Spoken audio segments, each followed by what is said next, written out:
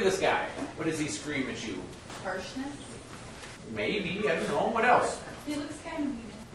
What does he look at you? What does he remind you of? It is European, right? What's this subject? Does he look Middle Eastern? No, not really. In fact, if you were to guess the country, what would he look like? English. Very much English. And so, why are we looking at an Englishman when we're talking about Middle East colonization? Just they were influenced by English. Yes. Now, before I give you this daily quiz, let's just remind you a tiny bit about the world, right? So here's England. Here's France. Belgium. Spain. Germany. Big things in between. Italy. Okay. Greece is kind of a horseshoe. It's tied over to Turkey.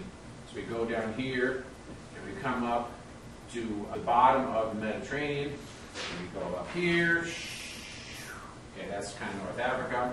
There's a big island here. There's a big island here, big island there, and then a bunch of other ones.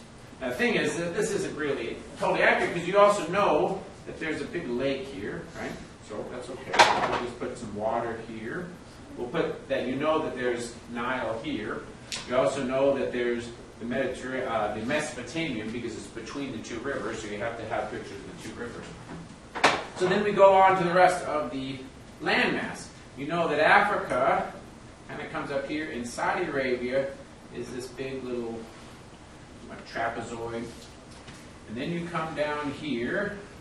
And when you get over here, you get into India, which is a great big kite. And then once you get to India, you've got China, you've got Southeast Asia, you've got Korea, you've got Japan, and then all this kind of like Russia. Okay? And Africa kind of comes down like this. And you happen to know with Southeast Asia that you have a couple of islands, and then there's Australia, and then there's New Zealand. Okay? So that's the entire world, right? What do you really need to know about it, except some basic parts? You need to know India, right? You need to know China. You need to know Korea. You need to know Southeast Asia. You need to know Japan. We don't talk about Australia, but I suppose you should know it. You should know Africa, right? But really, for Africa, you need to know that there's this great big, giant, enormous desert here. And so the main civilization to the north is going to be Egypt, right? So you need to know that this is Egypt. And it's Egypt primarily because of the Nile. And then you have all these little spots that are kind of along the north coast. You should know about Spain, right? France is a big deal. Germany is a big deal. England, and since we hate to forget Ireland, there's Ireland, but really, we don't really care about Ireland yet. You need to know Belgium, because Belgium is kind of right between France and Germany. You should probably know Denmark, because Danes are here somewhere. You should probably know that there are also up here big countries. Anybody happen to know what those big countries are? Yes? Norway. Very good. Norway, Sweden, Finland, right? In fact, going up here, there's also some Baltic states. We don't really care about them. There's Balkan states. We don't really care about them. We do need to know about Greece and Italy. We need to know about Russia, except this is so deceptive, aside from the fact that nothing's to scale. But what's really deceptive about Russia? When we say Russia, what are we really talking about? Are we talking about the entire region from here to there? No. No, truly not. Yes, it stretches, but really, Russia is here. And then they just own this spot. It's one of the kind of the vulnerabilities of Russia. When do they actually get people over here, like systematically? 1900s. Pretty much. Prior to that, late 1800s, you have the Trans-Siberian Railroad. Okay, just like we have it in the United States, but it's not really just like we have it in the United States. There's one rail. That's all there ever is. And they don't get, even today, you cannot easily get on a highway and zoom over to the other coast. In the United States, there are dozens and dozens of highways that let you go from one coast to the other coast. We are completely a developed country, not in the United States, not in the Soviet Union or Russia. And so we're talking about this is actually the base. When we talk about Europe, this is the West. This is kind of that dividing line in the West. Okay? We've talked about this in this class numerous times. The Western civilization versus the Eastern civilization. And Russia kind of goes on both sides of it. I don't have it here, but we should probably talk about Mongolia, right? Why is Mongolia kind of important?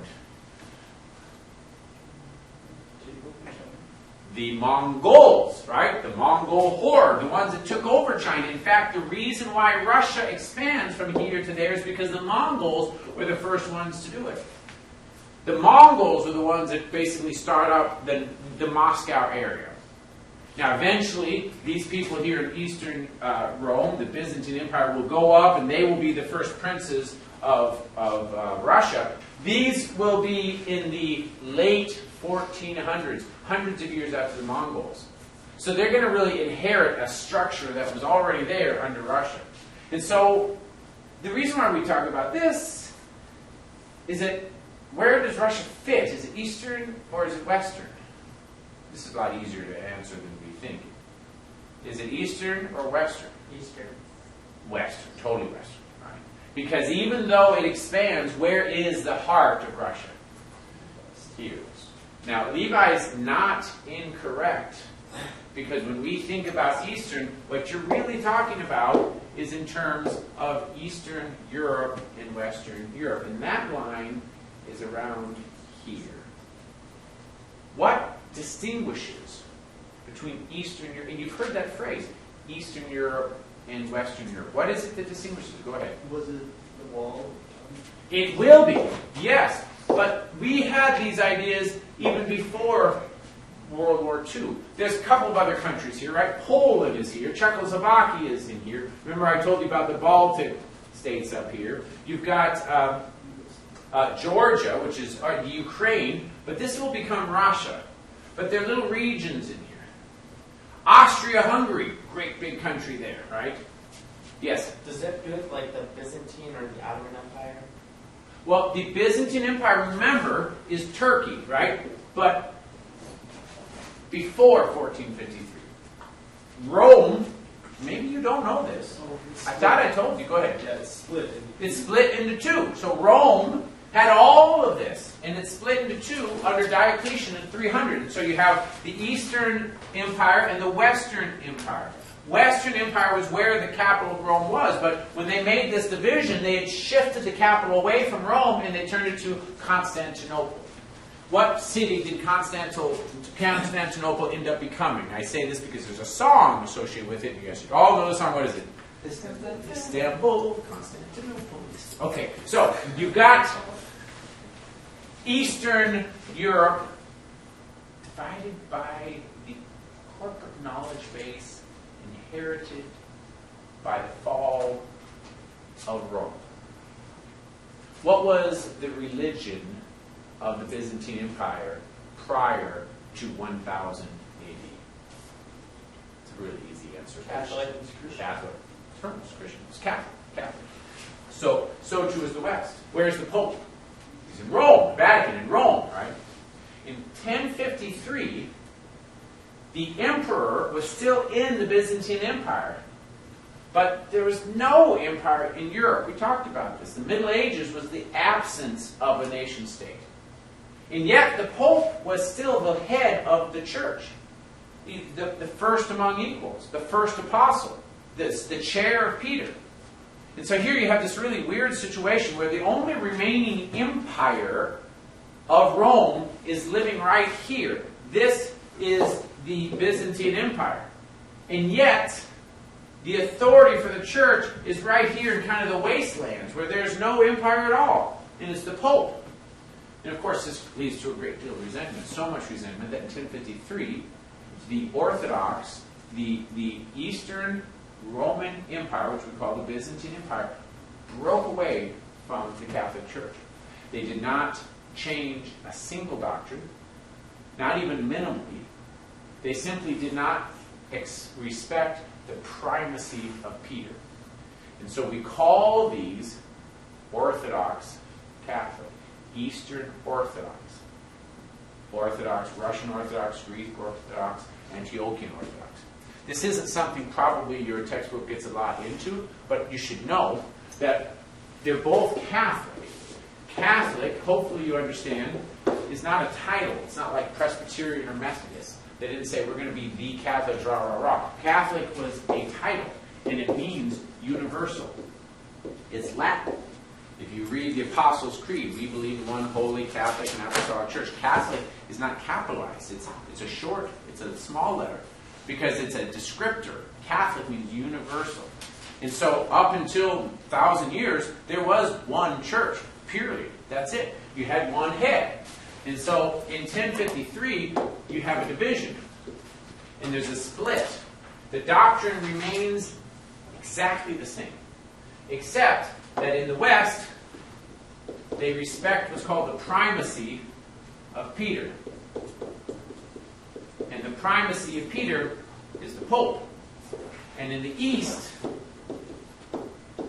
they have what's called autocephalous.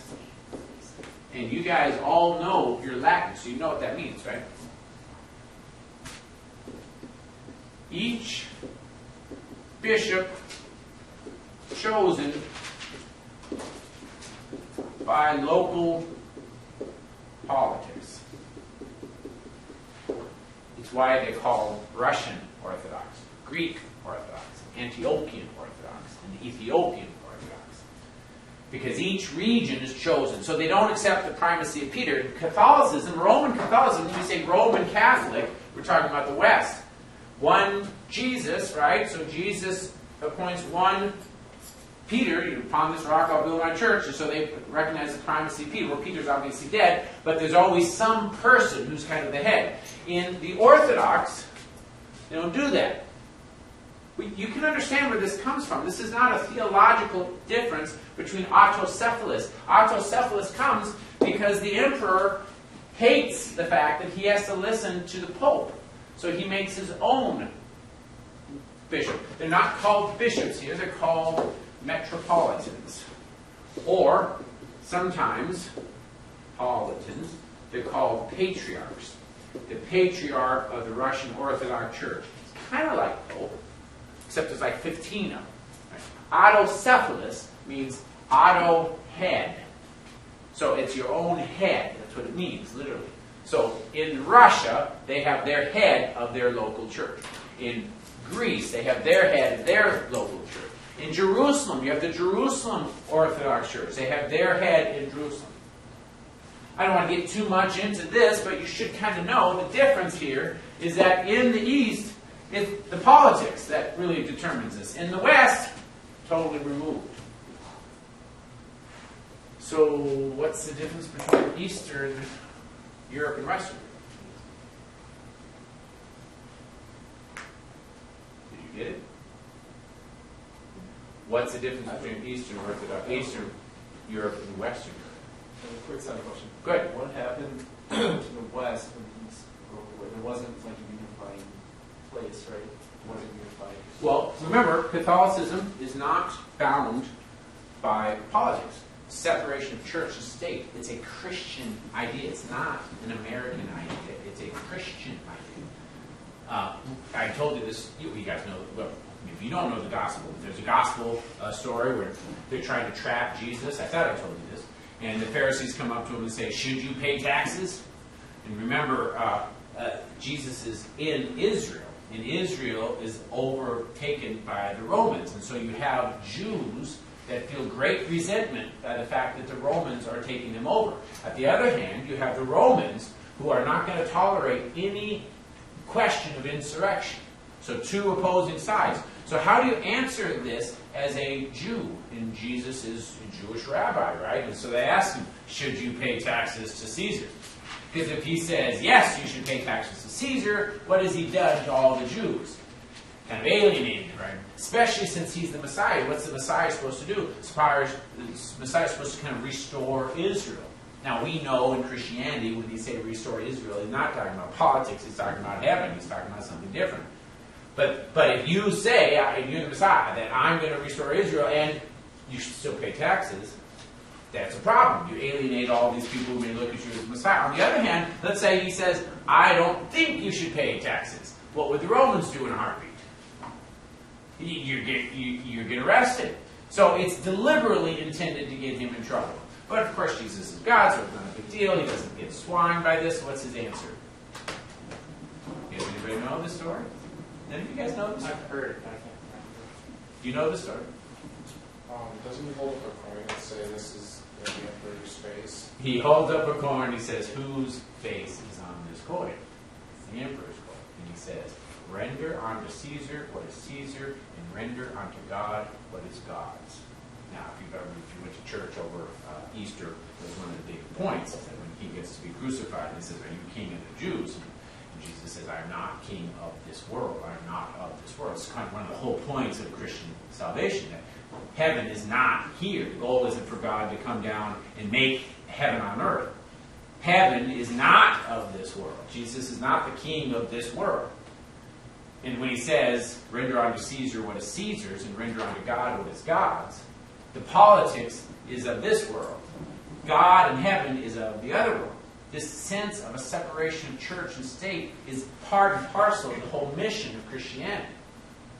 And so the Pope doesn't determine who the political leader is. So the question you asked, really good question. What happened when they broke away? Did any of the kings get upset? No. Because that's not what the church is.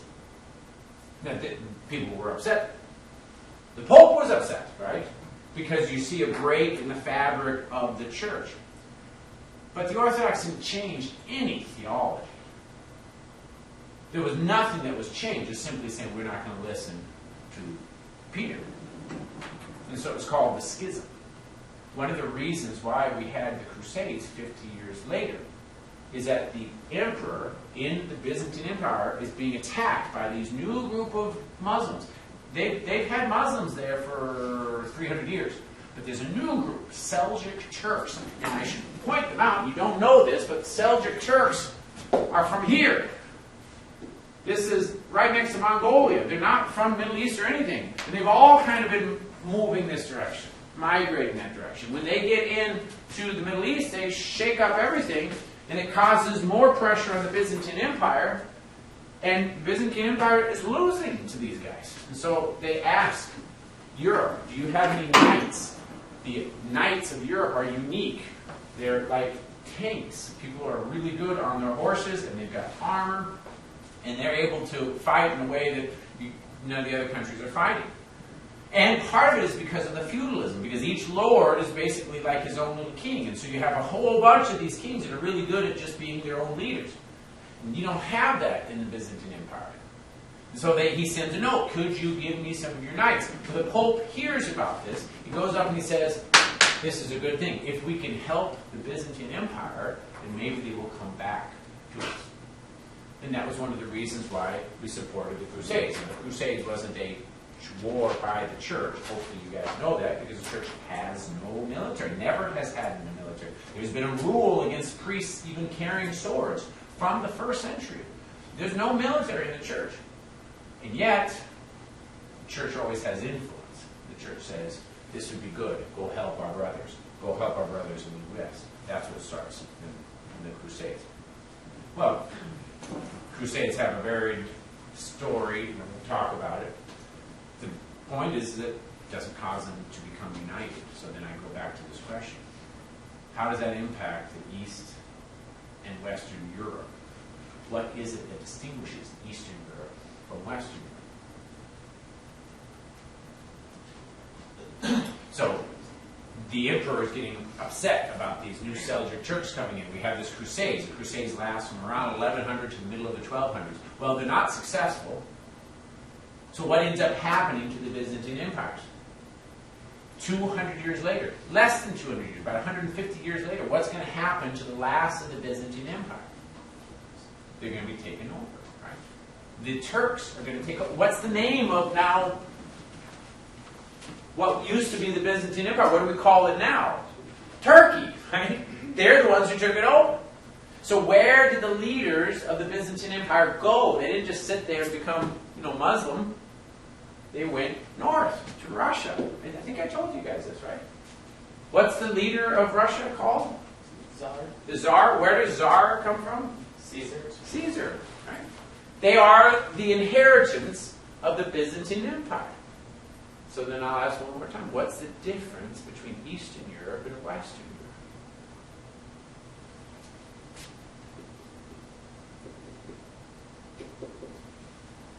Europe? The East call themselves Orthodox. The West call themselves Roman Catholic. And so the difference between Eastern Europe and Western Europe is entirely religious.